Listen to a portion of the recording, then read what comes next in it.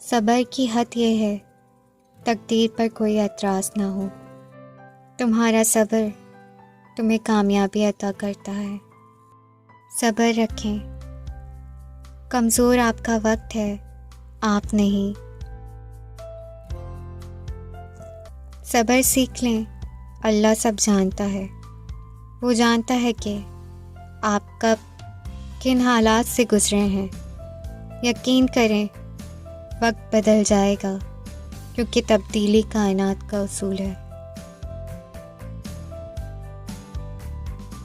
صبر رکھو، ہر چیز آسان ہونے سے پہلے مشکل ہوتی ہے۔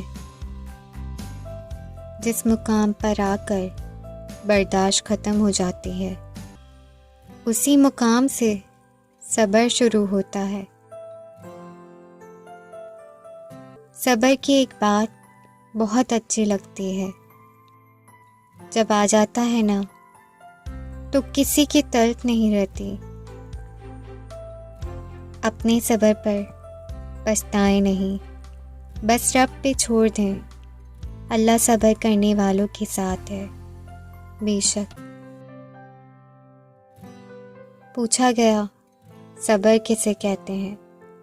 جواب ملا، جب تمہاری آنکھیں آنسوؤں سے بھری ہوں مگر تمہاری زبان پر شکوہ نہ ہو، دل اس بات کی گواہی دے رہا ہو کہ رب جو کرتا ہے اسی میں ہماری بہتری ہے۔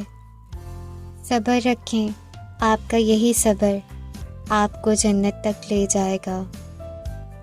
صبر ایک ایسی سواری ہے جو اپنے سوار کو گرنے نہیں دیتی، نہ کسی کے قدموں میں،